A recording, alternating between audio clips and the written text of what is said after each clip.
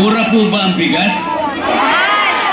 Mura po ba ang pangunahing bilihin ngayon? Mura po ba yung gamot? Mura ang pampo-ospital? Paano mabuti? Napakarami po ng problema ng ating bansa ngayon. Kaya po ang ginagawa ng ibang mga kandidato na lumalapit sa inyo, ang dala-dala nila ayuda. Merong AIX, merong MAIP, merong TUPAD, merong AKAP, maliban pa sa 4-piece. Alam po ba ninyo kung magkano lahat ito kapag pinagsama-sama? Kailangan malaman po ninyo, lahat po ng mga ayudang binibigay sa inyo, lalo na sa panahon ng eleksyon, 194 billion pesos. Pero ang tanong, naibibigay ba doon sa dapat na makakuha ng ayuda? May malasakit at pagmamahal sa bayan, may alam sa batas, may prinsipyo kaya dapat nasa Senado. Kay Marcoleta, may pag-asa pa. Kung gusto mo ng tunay na pagbabago, pumili tayo ng bago. Kay Marcoleta tayo. Kay Marcoleta, may pag-asa.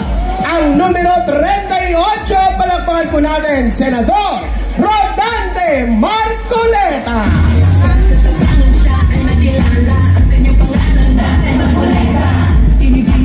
Magkakabuti para sa mas nakarami. Katotohanan ang sinasabi. Marcoleta laban sa mga mapangapili. Papapinag sa mali si Marcoleta. Ipaglalaban ang kapakanan ng masa. Huwag ka matapang, Marcoleta ang pag-asa.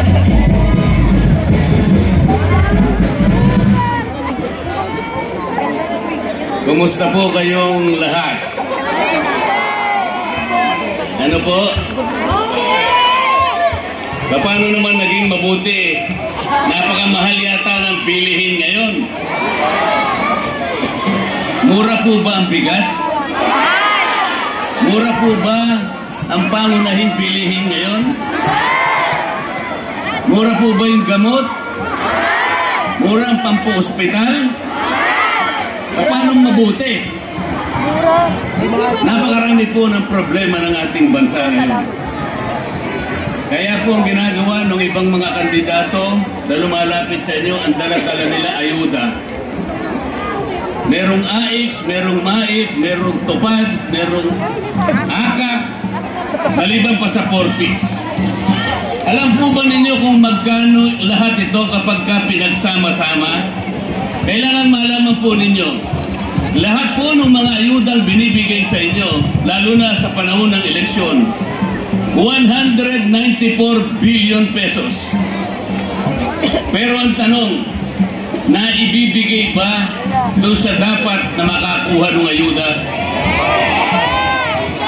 Kasi po, ang tinatarget na dapat mabigyan ng ayuda, hindi bababa sa 25 million Pilipinos. Ngayon po, ang itatanong ko sa inyo, lahat ba ng 25 million na mahihirap na Pilipino nabibigyan ng ayuda? Napipili lang eh. Sa tansya ko po, 5% lang ang nabibigyan.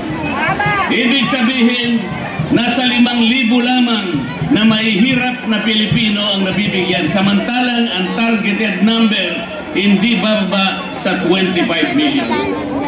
Alam po ba kung anong pwede natin gawin dyan para lahat sana'y mabigyan? Lahat mabigyan. Ang akin pong iniisip para madali tayo, lahat po ng pamilya na kumukonsumo ng 2,000 pababa, dapat libre na po yung kuryente. Totoo, mangyayari po ito. Monthly po ito, 2,000 pesos pababa. Libre na. Sapagkat ang magbibenepisyuhan nito about 25-26 million Filipinos. Ibig sabihin lahat mabibigyan. Hindi po pwede yung pipiliin lang kung sino binibigyan. At pagkatapos yung nagbibigay, akala mo sa kanya nanggaling. Hindi po sa kanya nanggaling yun. Hindi niya pera yun. Pera po ninyo yun, nagtagal nga lang na dapat na ibalik na sa inyo. Pagka po may dumating sa inyo mga kumakandidatong senador, ang dami nilang pera ngayon. Ha? Kunin po ninyo sapagkat sa inyo yun. Huwag kayong magpapasalamat sa kanila. Iboto pa rin ninyo yung gusto nyong iboto. Isama na po ninyo ako doon. Dante Marcoleta, number 38 sa balota. At pakisama na po ninyo si Kuya Ipe na ipinakilala ako sa inyo kanina. Ang sabi ko po, napakarami nating problema. Hindi lamang pangkabuhayan. Kailangan po ibaba natin ang presyo ng kuryente sa bansang ito sapagkat yun po ang nakasulat mismo sa batas. Ang nakasulat sa batas, idulot ang kuryente sa lahat ng mamamayang Pilipino sa murang halaga. Alam po ninyo kung paano gagawin natin? Tanggalin po natin yung 12% VAT. Sapagkat tayo lang na Pilipino, ang bansang Pilipinas lang ang merong VAT. Pumunta kayo sa Vietnam, pumunta kayo sa Malaysia, pumunta kayo sa Cambodia, walang VAT, dito lang. Kaya humihirap ang buhay natin. Pag mura ang kuryente, babangon ang maraming pagawaan, babangon ang negosyo, maraming magkakatrabaho, dagdag na kita sa Pilipino. Yun po ang kailangan natin. Hindi ayuda, pampasikat lang sa kanila. Akala mo pera nila nang galing sa bulsa. Mga kababayan, hindi na po ako magtatagal. Kasi po, meron lang kaming mga ilang minuto. Importante lang po sa akin, makita ko kayong lahat at masabi ko sa inyo ang dapat yung malaman. Isa pa pong malaking problema ng bansa natin ang pagkakahati-hati bilang Pilipino. Inimpeach nila ang Vice President, mahati na naman tayo. Dinukot nila si dating Pangulong Digong, dinala sa malayong lugar. Nahati-hati na naman. Nalungkot ang maraming Pilipino kung hindi man lahat. Alam po kayo po, marami sa inyo nalulungkot din. Itama po natin ang maraming mali. Ayusin po natin ang maraming mali. Mabuti po dito sa Distrito 5 at sa buong Maynila, meron kayong Yorme, meron kayong Chi Atienza, meron kayong Amado Bagatsing na talagang tutulong sa inyong lahat dito sa Maynila.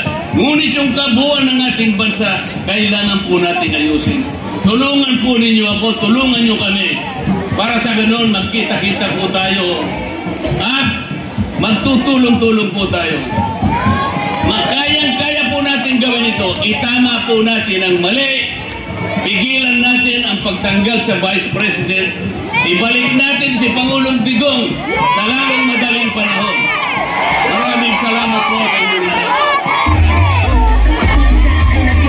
Maraming salamat po. Muli po, wag po natin kalilimutan ni Shade ang number 38 para sa ating magiging senador, Dante Marcoleta.